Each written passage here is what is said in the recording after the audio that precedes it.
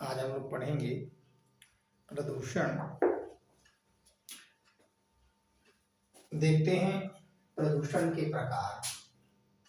प्रदूषण कितने प्रकार का होता है। वैसे अभी हमने देखा था, अपनी पिछले वीडियो में देखा था कि प्रदूषण कितने तरह का होता है और स्रोत के आधार पर कई तरह के हमने प्रदूषण पाए थे।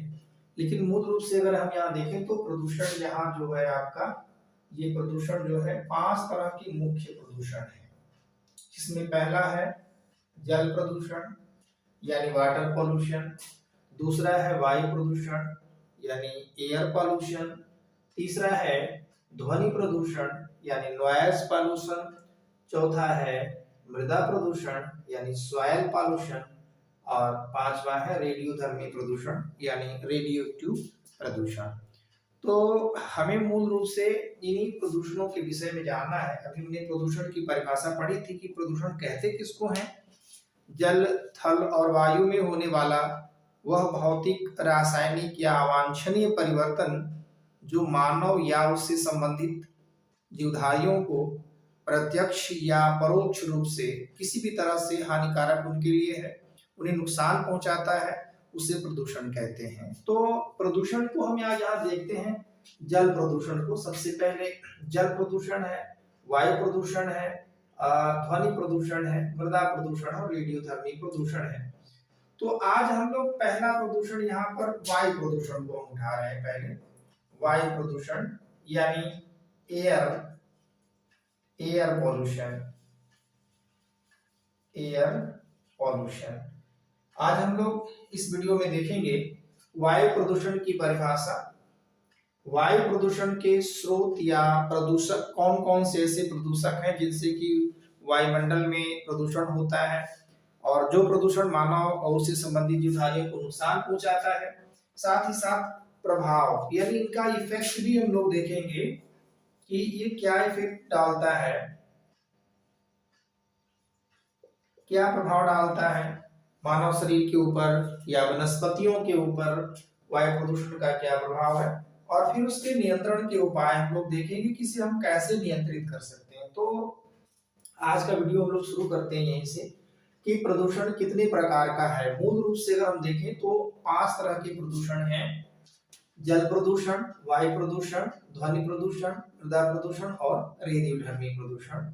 तो हम पहले वायु प्रदूषण को ले रहे हैं और वायु प्रदूषण से आगे हम लोग बढ़ रहे हैं।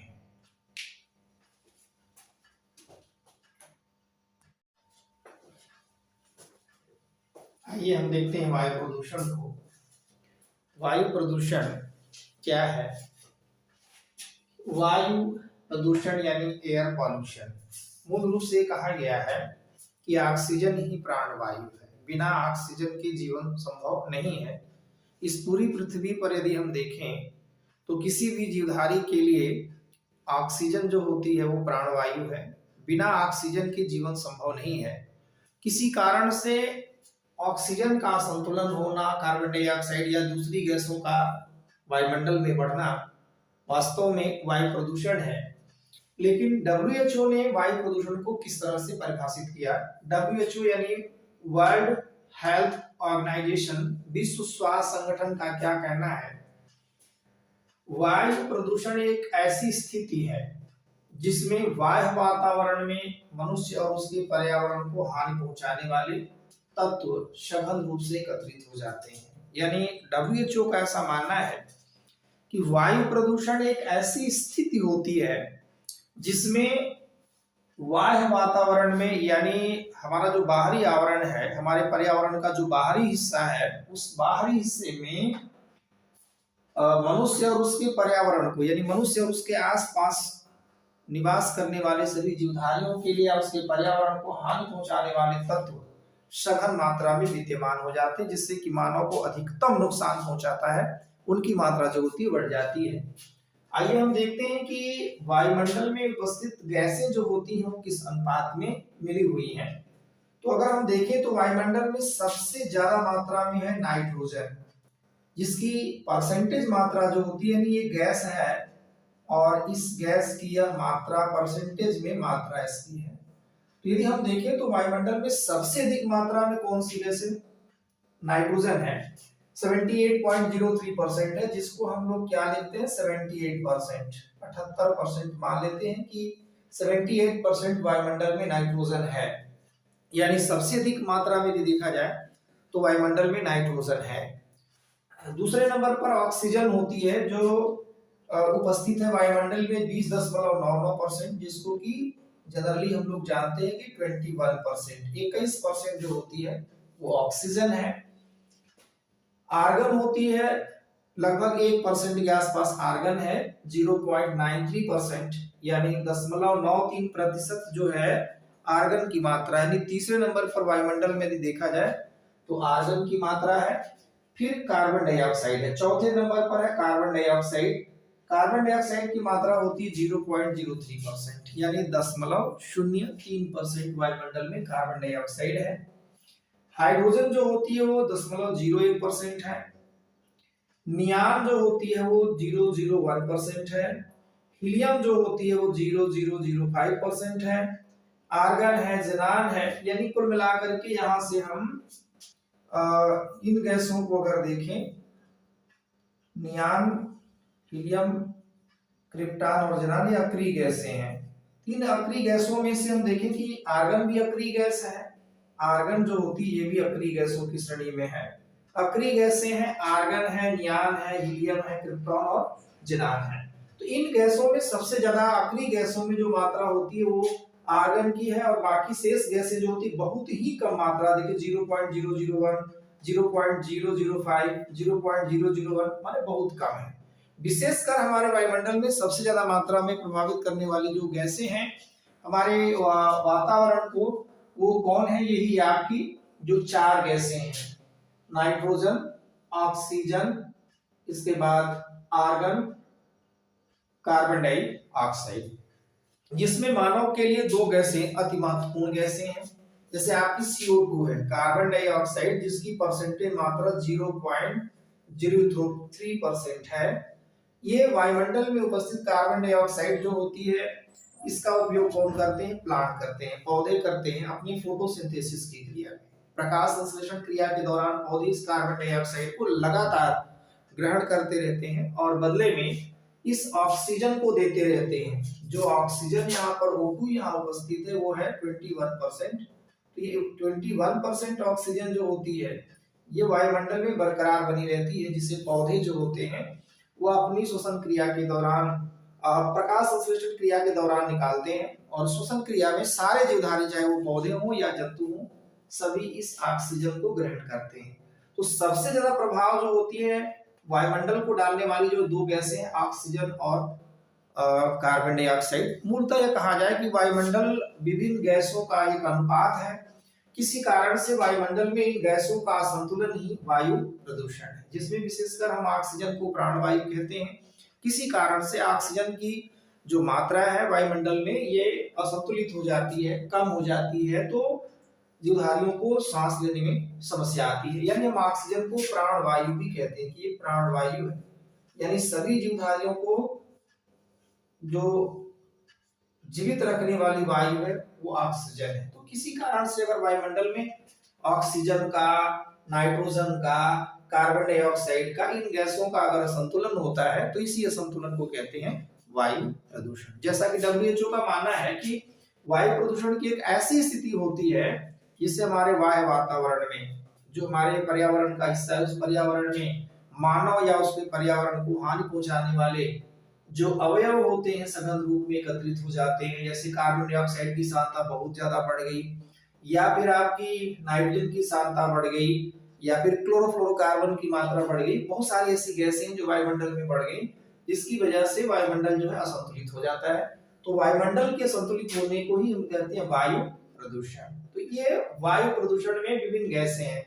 इस आधार पर बच्चों हम ये कह सकते हैं कि वायु प्रदूषण क्या है भाई? हम ये कह सकते हैं कि वायुमंडल में गैसें विभिन्न एक निश्चित अनुपात में विद्यमान है। किसी कारण से वायुमंडल में इन गैसों का असंतुलन जो है वही वायु प्रदूषण है। गैसों का असंतुलन होना ही वायु प्रदूषण है। अब इन गैसों की संतुलित स्थिति बनी कैसे रहती है?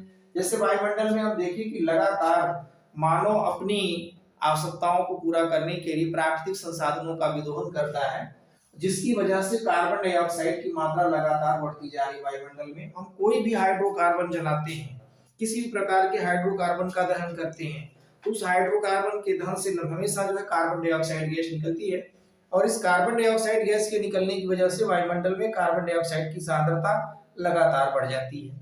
और लेकिन ऐसा हो नहीं पाता, क्योंकि इसी कार्बन डाइऑक्साइड को प्लांट जो होते हैं अपनी श्वसन क्रिया में एक्सेप्ट करते हैं, स्वीकार करते हैं, और जब श्वसन क्रिया में स्वीकार करते हैं तो ऑक्सीजन की सांद्रता वहां कम हो जाती है, बदले में वायुमंडल को ऑक्सीजन देते हैं, और ऑक्सीजन जब देते हैं तो वायुमंडल हमारा संतुलित बना रहता है। इस तरह से गैसें जो होती हैं, एक निश्चित अनुपात में जो गैसें मिली हैं वायुमंडल में, इनका असंतुलन ही वायु प्रदूषण है।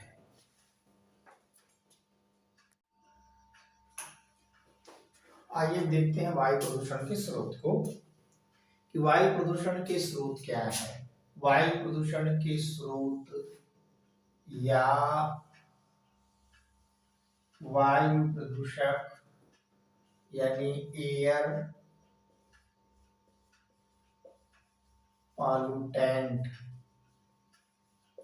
पॉल्यूटेंट क्या होते हैं? प्रदूषक। आपने पिछले वीडियो में देखा था कि प्रदूषक कहते किसको हैं? वे पदार्थ जो प्रदूषण फैलाते हैं, जिससे प्रदूषण फैलता है, उन्हें प्रदूषक कहते हैं। तो अब वायु प्रदूषण फैलाने वाले कौन कौन से ऐसे कारक हैं जिन्हें कि हम वायु प्रदूषकों की श्रेणी में रखते हैं? तो बेटे यहाँ पर 3 तरह के वायु प्रदूषक होते हैं। 3 तरह के वायु प्रदूषक हैं जो प्रदूषण फैलाते हैं।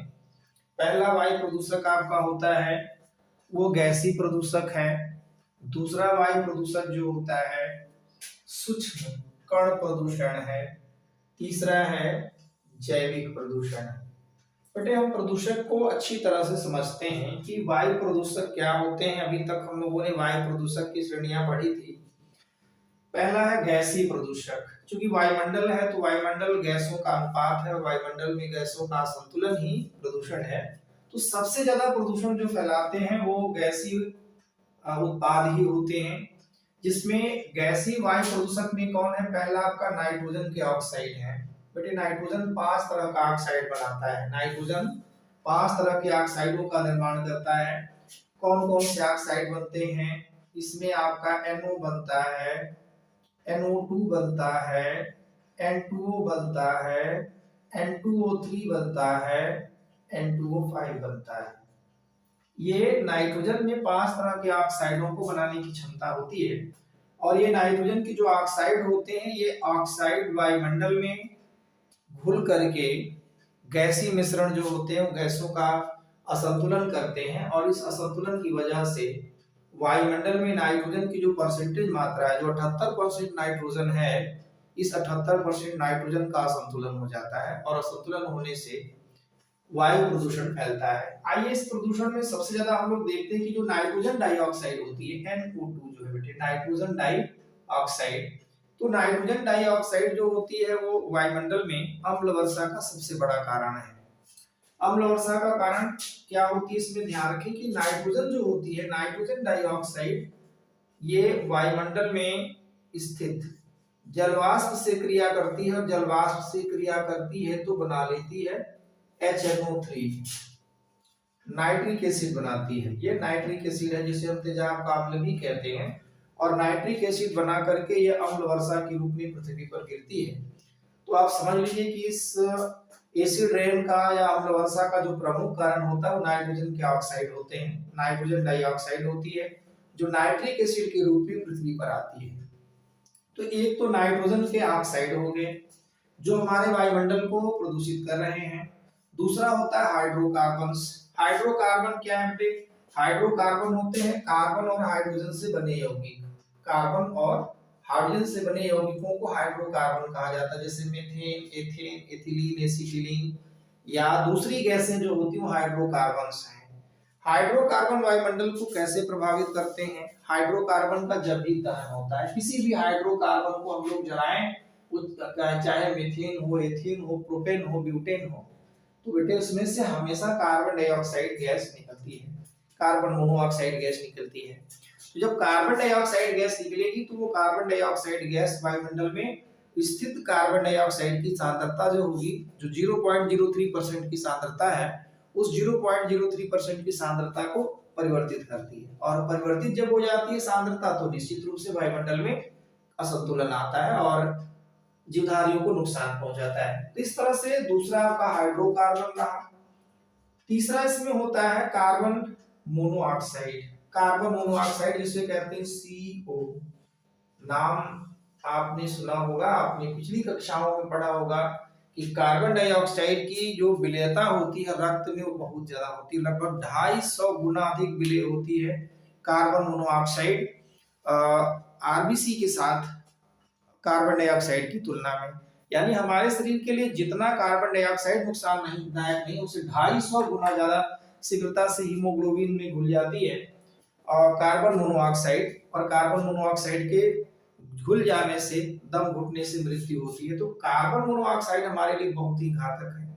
अगर वायुमंडल में कार्बन डाइऑक्साइड की सांद्रता बढ़ रही है तो ये तो हमारे लिए एक समस्या है ही, लेकिन कार्बन मोनोऑक्साइड सबसे बड़ी समस्या है कि हमारे रक्त में घुलती है, ऑक्सीमोनो हीमोग्लोबिन बनाती है, जिससे हीमोग्लोबिन की जो संरचना होती है, जो स्ट्रक्चर होता है हीमोग्लोबिन का, वो प्रभावित हो जाता है। बेटे हीमोग्लोबिन का क्या रोल है हमारे शरीर के अंदर? तो हीमोग्लोबिन का काम होता है हमारे शरीर में ऑक्सीजन का परिवहन करना। हमारे ऊतकों तक ऑक्सीजन जाएगी तो ऑक्सीजन, एक तरह से ऑक्सीजन क्या है, प्राणवायु में ऊर्जा है हमारे शरीर के लिए। तो उस ऑक्सीजन को पहुंचाने का काम कौन करता है? हीमोग्लोबिन करता है। तो जब कार्बन मोनोऑक्साइड हीमोग्लोबिन में घुलेगी तो कार्बन जो हीमोग्लोबिन का स्ट्रक्चर होता है वो डैमेज हो जाता है, प्रभावित हो जाता है, और प्रभावित होने की वजह से हमारे शरीर में आरबीसी की मात्रा जो होती है प्रभावित होने लगती है। तो कार्बन मोनोऑक्साइड हो गई तीसरी। चौथी है सल्फर डाइऑक्साइड। सल्फर डाइऑक्साइड और नाइट्रोजन डाइऑक्साइड, ये ही दोनों गैसें हमारे लिए अति, इसमें वर्तमान समय में देखा जाए तो एसिड रेन की सबसे बड़ी कारण है। देखिए बेटे, सल्फर डाइऑक्साइड जो होती है वो भी जलवाष्प से क्रिया करती। पहले तो सल्फर डाइऑक्साइड वायुमंडल की ऑक्सीजन से क्रिया करती है और ये बना लेती है SO3 बनाती है, सल्फर ट्राइऑक्साइड। अब ये सल्फर ट्राइऑक्साइड जो होती है, SO3 जो होती है, वो SO3 अब क्रिया कर जाती है फिर जलवाष्प से, जो वायुमंडल में जलवाष्प है, और यहाँ बना लेती है H2SO4, जिसे सल्फ्यूरिक एसिड कहते हैं। और ये दोनों ही, नाइट्रिक एसिड और सल्फ्यूरिक एसिड, दोनों ही एसिड रेन के मूल कारण हैं। जो अम्ल वर्षा होती है, इस अम्ल वर्षा में नाइट्रिक एसिड और सल्फ्यूरिक एसिड की मात्रा होती है। तो दोनों ही सल्फर डाइऑक्साइड और नाइट्रोजन के ऑक्साइड में, विशेषकर नाइट्रोजन डाइऑक्साइड, ये दोनों ऑक्साइड्स ऐसे हैं जो वायुमंडल में अगर इनकी सांद्रता बढ़ रही है तो एसिड रेन हो रहा है। यानी कि वायुमंडल में सल्फ्यूरिक एसिड और नाइट्रिक एसिड बन रहे हैं, और जो सल्फ्यूरिक एसिड और नाइट्रिक एसिड जो होते हैं वो पृथ्वी पर वर्षा की बूंदों के साथ आ रहे हैं, मानव के शरीर पर नुकसान पहुंचा रहे हैं, फफोले पर डाल रहे हैं, या फिर हमारे पुराने भवन और मूर्तियां, उनको सबसे ज्यादा नुकसान पहुंच रहा है। फिर आते हैं कार्बन डाइऑक्साइड। कार्बन डाइऑक्साइड वैसे डायरेक्ट अगर हम देखें तो बहुत ज्यादा प्रभाव तो वायुमंडल को नहीं डाल रही, लेकिन हमारे शरीर को नहीं डाल रही, वायुमंडल को तो प्रभावित कर रही है। लेकिन ये जो होती है कार्बन डाइऑक्साइड, ये ग्लोबल वार्मिंग के लिए, पृथ्वी उष्मायन के लिए उत्तरदायी है। हमें पता है कि सूर्य जो होता है वो 3 तरह की विकिरणें देता है। एक तो आपकी इंफ्रारेड होती है, यानी अवरक्त किरणें होती हैं, दूसरी दृश्य प्रकाश होती हैं, और तीसरी पराबैंगनी होती हैं। तो जो अल्ट्रावायलेट है, पराबैंगनी किरणें हैं, वो पराबैंगनी किरणें हमारे शरीर के लिए अत्यंत हानिकारक हैं, और जिनके लिए क्या बनी है, ओजोन परत बनी है, और वो ओजोन परत से छनकर तब हमारे शरीर पर आती है। कार्बन डाइऑक्साइड जो होती है, अगर वायुमंडल में 0.03% है, 0.03% कार्बन डाइऑक्साइड है, तो ये कार्बन डाइऑक्साइड करती है एक लेयर, ऐसे एक लेयर, एक परत बनाती है इस तरह से, ये है। अब ये कोई अगर किरण आ रही है, पराबैंगनी किरण आ रही है यहाँ पर, ये रिफ्लेक्ट होती है, रिफ्लेक्ट होकर के वापस चली जाती है, अगर 0.03% सांद्रता है तब। लेकिन यदि कार्बन डाइऑक्साइड की सांद्रता 0.03% से बढ़ी, तो इसके बढ़ते ही वायुमंडल के जो क्षोभ मंडल हमारा है, उस क्षोभ मंडल के बाहर अगर हम लोग देखेंगे तो उस क्षोभ मंडल के बाहर जो होता है वहां पर धात्विक और अधात्विक है। तो यहां पर अगर हम लोग देखें तो कार्बन डाइऑक्साइड जो होती है ये एक परत बना लेती है, और परत बने होने की वजह से कार्बन डाइऑक्साइड जो होती है यह पराबैंगनी किरणों को बाहर नहीं निकलने देती, जिससे सूर्य के पराबैंगनी किरणों की वजह से वायुमंडल का वह क्षेत्र जो होता है गर्म हो जाता है। तो ये पृथ्वी उष्मायन के लिए सबसे बड़ा कारण बनती है, ग्लोबल वार्मिंग के लिए। क्लोरोफ्लोरोकार्बन, अभी मैंने ओजोन की बात कही कि ओजोन जो होती है एक कृत्रिम परत बनाई गई है, ओजोन की बनी हुई है, जो कि सूर्य की पराबैंगनी किरणों को हमारे ऊपर सीधे आने से रोकती है। तो क्लोरोफ्लोरोकार्बन जो होती है यही इन ओजोन परत में जो होती छेद का सबसे बड़ा कारण है। क्लोरोफ्लोरोकार्बन जिन्हें CFC कहते हैं, CFC क्लोरोफ्लोरोकार्बन। ये कहां से यूज होती है भाई? क्लोरोफ्लोरोकार्बन आती कहां से है? जैसे हम एयर कंडीशंस का उपयोग करते हैं, अपने घरों में एसी लगवाते हैं, तो एसी का जो टेम्परेचर होता है इन्हीं गैसों की वजह से वहां से क्लोरोफ्लोरोकार्बन आती है। कुशन्स से आरामदायक जितने चेयर्स होती है उसमें कुशन्स लगे होते हैं, उनसे क्लोरोफ्लोरोकार्बन आती है। या फिर क्लोरोफ्लोरोकार्बन जो होती है सबसे बड़ा रेफ्रिजरेटर है, फ्रिज। जिन फ्रिजों में हम इस्तेमाल करते हैं वहां क्लोरोफ्लोरोकार्बन या फ्रेऑन होती है, इसको हम लोग फ्रेऑन भी कहते हैं। फ्रेऑन के कई रूप हैं, जिनको कि यहाँ पर अगर हम सामान्यतः ध्यान दें तो फ्रेऑन 12 होती है। फ्रेऑन 12 जो होती है वो एसी में, फ्रिज में इस्तेमाल की जाती है। और ये गैसें जो होती हैं जब वायुमंडल में जाती हैं तो नवजात क्लोरीन बनाकर ओजोन परत जो होती है उसको नुकसान पहुंचाना शुरू करती हैं, ओजोन परत को क्षति पहुंचाती हैं। तो इस तरह से बेटा हमने देखा कि गैसीय वायु प्रदूषक में कौन है? नाइट्रोजन के ऑक्साइड है, हाइड्रोजन हाइड्रोकार्बन्स होते हैं, कार्बन मोनोऑक्साइड है, सल्फर डाइऑक्साइड है, कार्बन डाइऑक्साइड है, क्लोरोफ्लोरोकार्बन। अब आते हैं सूक्ष्म कण प्रदूषक। सूक्ष्म कण प्रदूषक में अगर हम लोग देखें तो सूक्ष्म कण प्रदूषक जो होते हैं ये छोटे छोटे कण हैं जो हमें प्रदूषण फैलाते हैं, जिसमें विशेषकर आपका जो धात्विक कण होते हैं उसमें लोहा है, इस्पात है, तांबा है, एल्युमिनियम है। लोहा हो गया, इस्पात है, इस्पात भी लोहा तो इस्पात दोनों लगभग एक ही है, लोहा इस्पात है, एल्युमिनियम है, एल्युमिनियम है, पारा है इत्यादि। ये छोटे कण हैं जो छोटे छोटे कण जो होते हैं वायुमंडल में के छोटे कण जाएंगे, और छोटे कणों की वजह से धात्विक है, सभी धातुओं के ऑक्साइड्स हैं जो प्रदूषण करते हैं, वायुमंडल को प्रदूषित करते हैं। फिर अधात्विक हैं, अधात्विक जैसे सीमेंट है, सीमेंट जो होती है वायुमंडल में उड़ रही है, सीमेंट हो गई, आपकी कांच हो गई, कांच के टुकड़े हो गए, एस्बेस्टॉस हुआ, ये सब नॉन मेटल्स हैं। एस्बेस्टॉस,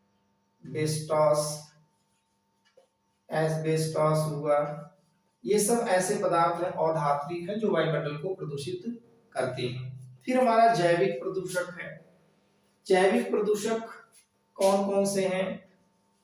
प्रदूषक यहाँ होगा जैविक प्रदूषक, जैविक माने सजीव होता है, सजीव सजीव ऐसे पदार्थ, इसमें विभिन्न प्रकार के जो पौधे हैं या विभिन्न प्रकार के जीव जो होते हैं कुछ विषैले रासायनिक पदार्थों का स्राव करते हैं, और वो रासायनिक पदार्थ वायुमंडल में चले जाते हैं, और वायुमंडल में उनके जाने से वायुमंडल हमारा पूरी तरह से प्रदूषित हो जाता है। तो इस तरह से हमने देखा कि गैसीय प्रदूषक जो होते हैं, सबसे ज्यादा प्रदूषण, चूंकि गैसीय संतुलन ही वायु प्रदूषण है, तो सबसे ज्यादा गैसीय संतुलन में कौन आती है? नाइट्रोजन की ऑक्साइड है, जिसमें नाइट्रोजन डाइऑक्साइड जो अम्ल वर्षा का कारण बनता है, यही जलवाष्प से क्रिया करके नाइट्रिक एसिड बनाता है। हाइड्रोकार्बन में मीथेन, इथेन, प्रोपेन, ब्यूटेन या जितने भी हाइड्रोकार्बन्स हैं, ये भी इनके दहन होने से हमेशा कार्बन डाइऑक्साइड की सांद्रता वायुमंडल में बढ़ेगी। कार्बन मोनोऑक्साइड अति जहरीला जिसको कहा जाए कि कार्बन मोनोऑक्साइड जो होती है वो रक्त में इसकी घुलनशीलता कार्बन डाइऑक्साइड से लगभग 250 गुना ज्यादा है, और 250 गुना अधिक होने का मतलब शीघ्रता से हीमोग्लोबिन से घुलेगी और उसके आकार को कन्वर्ट बदल देगी। सल्फर डाइऑक्साइड, वायुमंडल में सल्फर डाइऑक्साइड का बढ़ना अम्ल वर्षा का कारण होता है, सल्फ्यूरिक एसिड के रूप में वर्षा आती है। फिर क्लोरोफ्लोरोकार्बन है, जिसमें मूल रूप से फ्रेऑन 12 होती है, जहां जिसका उपयोग जो होता है फ्रिज और एसी में किया जाता है। तो ये सब वायु प्रदूषक हैं जो हमारे वायुमंडल में गैसों का असंतुलन करते हैं, जिससे हमारा वायुमंडल प्रदूषित हो जाता है।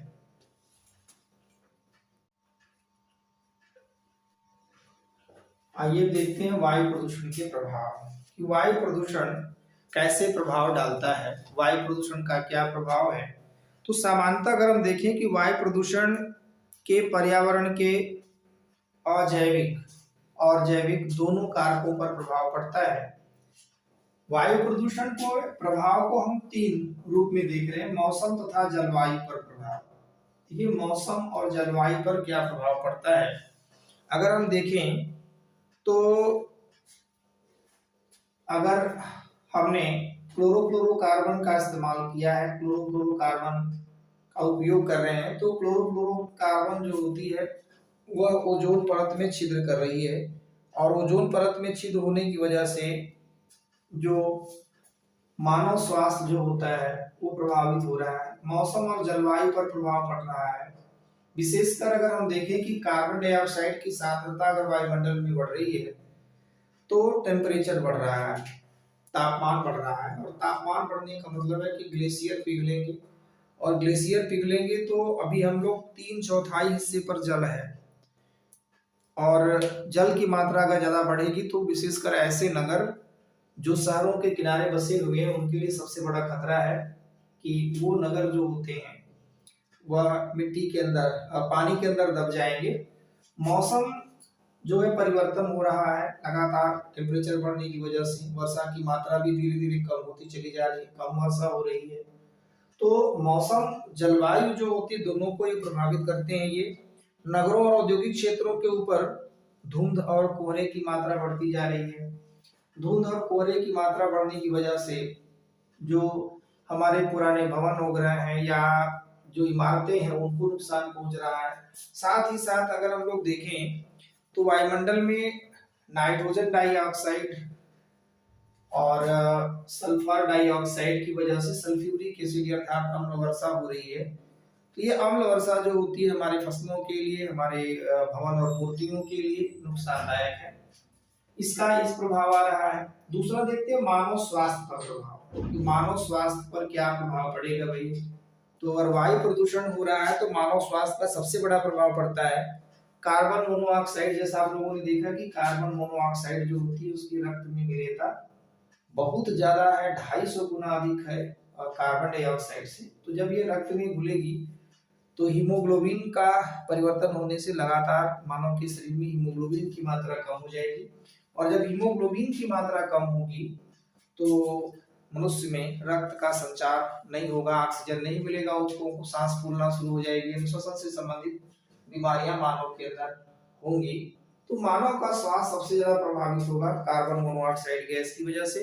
दूसरा होता है कि ओजोन की अल्पता अगर हो गई, वायुमंडल में अगर ओजोन की अल्पता हो रही है तो अल्पता होने पर विशेषकर गोरी चमड़ी वाले जो लोग हैं, जो सफेद चमड़ी वाले हैं, उनमें त्वचा कैंसर का खतरा सबसे ज्यादा बढ़ा रहता है। ओजोन की मात्रा घटेगी तो इसका मतलब है कि सीधा परावैंगनी किरणें पृथ्वी पर आएंगी, और परावैंगनी किरणें अगर पृथ्वी पर आएंगी, त्वचा पर पड़ेंगी, तो त्वचा कैंसर का सबसे बड़ा कारण जो होती है सूर्य की परावैंगनी किरणें ही होती हैं।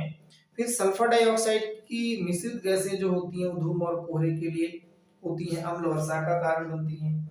जैविक समुदाय पर क्या असर पड़ेगा भाई। जैविक समुदाय भी सबसे ज्यादा प्रभावित होता है इससे, विशेषकर ओजोन परत या परावैंगनी किरणें से जो है वनस्पतियां प्रभावित होती हैं। सबसे ज्यादा प्रभाव जो होता है वनस्पतियों पर होता है। अब इस जैविक प्रदूषण में हम देखते हैं कि एक होता है आपका पृथ्वी उष्मायन। पृथ्वी उष्मायन, चलिए आगे इसका आप लोग डिटेल वर्णन करेंगे, लेकिन यहाँ समझते हैं पृथ्वी उष्मायन क्या है।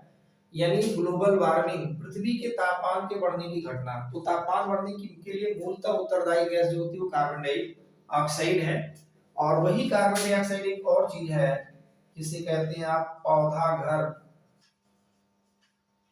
प्रभाव, या जिसे कहते हैं green house effect. Green house effect या ग्रीन हाउस प्रभाव, इन दोनों का आगे वीडियो में आपको इसको डिटेल में पढ़ाएंगे, लेकिन आप यहाँ समझिए कि जैविक समुदाय में पौधागत प्रभाव हो रहा है सबसे ज्यादा। जो फसलें हो रही हैं उनको प्रभाव पड़ रहा है। जैसे पौधागत प्रभाव यानी का ग्रीन हाउस प्रभाव क्या है? ग्रीन हाउस होते हैं एक प्लास्टिक या कांच के बने हुए घर होते हैं जहां पर तापमान बढ़ाया जाता है, विशेषकर ऐसे क्षेत्रों में जहां पर सर्दी ज्यादा पड़ती है, तो किसान प्रायः सब्जियों की खेती के लिए ग्रीन हाउस बनाता है। ठीक उसी तरह से यहाँ पर अगर कार्बन डाइऑक्साइड की सांद्रता वायुमंडल में अगर बढ़ती जाएगी ना, तो बढ़ने की वजह से होता क्या है कि जैसे क्षोभमंडल पृथ्वी का है, ये रिफ्लेक्ट आने वाली जो ये अल्ट्रावायलेट रेज हैं, ये किरणें आ तो रही हैं, लेकिन रिफ्लेक्ट होने के बाद ये इसी के अंदर रह जा रही हैं, बाहर नहीं जा रही हैं, इसी में रह रही हैं। तो इसका टेम्परेचर जो होता है, तापमान यहाँ पर ये बढ़ जाता है। तापमान बढ़ेगा तो टेम्परेचर बढ़ जाएगा, और टेम्परेचर बढ़ना ही पृथ्वी उष्मायन है। इसी तरह का प्रभाव जो होता है तापमान बढ़ाने के लिए किया जाता है। तो इस तरह से वायु प्रदूषण के 3 तरह के प्रभाव हैं। मौसम और जलवायु प्रभावित होती है, वर्षा कम होगी, वनस्पतियां सूखने लगेंगी, अगर वायुमंडल में लगातार गैसों का संतुलन रहा, मानव स्वास्थ्य पर सबसे ज्यादा प्रभाव पड़ता है। श्वसन से संबंधित जितनी भी बीमारियां हैं, चाहे एलर्जी का अस्थमा हो, टीबी हो, ब्रोंकाइटिस हो, हर तरह की बीमारियां जो होती हैं वो वायु प्रदूषण की वजह से होती हैं। और जैविक समुदाय में विशेषकर पौधों को सबसे ज्यादा नुकसान जो होता है वो वायु प्रदूषण से पड़ता है। अब इसको नियंत्रण देखते हैं भाई, तो वायु प्रदूषण नियंत्रण पर हम कैसे कैसे वायु प्रदूषण का नियंत्रण कर सकते हैं। जितने भी वायु प्रदूषक हैं, इन वायु प्रदूषकों का अगर हम प्रयोग करना बंद कर दें तो हम अपने वायुमंडल को नियंत्रित कर सकते हैं। यानी जैसे क्या है कि सबसे पहले हम लोगों ने देखा कि वायु प्रदूषण के लिए कि जो गैसें हैं वायुमंडल में जो आ रही हैं, उन गैसों का संतुलन न होने दिया जाए। वनस्पतियों को अगर हम कटने से रोकते हैं, वायुमंडल में कार्बन डाइऑक्साइड की सांद्रता को सबसे अधिक मात्रा में वनस्पतियां जो होती हैं अवशोषित करती हैं। तो यदि वनस्पतियों को हम कटने से रोक दें तो वर्षा का कारण भी बनेगी, इससे वनस्पति वर्षा भी होगा, और साथ ही वायुमंडल में कार्बन डाइऑक्साइड की मात्रा जो होती है वो संतुलित बनी रहेगी, क्योंकि वायुमंडल में हमेशा कार्बन डाइऑक्साइड गैसें जो होती हैं उनको पेड़ पौधे जो है अपने प्रकाश संश्लेषण की क्रिया में ग्रहण करते हैं, बदले में हमें ऑक्सीजन देते हैं। इसलिए हम अगर अधिक से अधिक वृक्ष लगाते हैं तो हम अपने पर्यावरण को संतुलित कर सकते हैं और फिर वायु प्रदूषण को रोक सकते हैं। दूसरा कारण होता है कि जैसे जो भी कणिकामय पदार्थों को वायुमंडल में छोड़ते हैं उनका विदोहन कम करें, जिससे हम वायु प्रदूषण को नियंत्रित कर सकते हैं।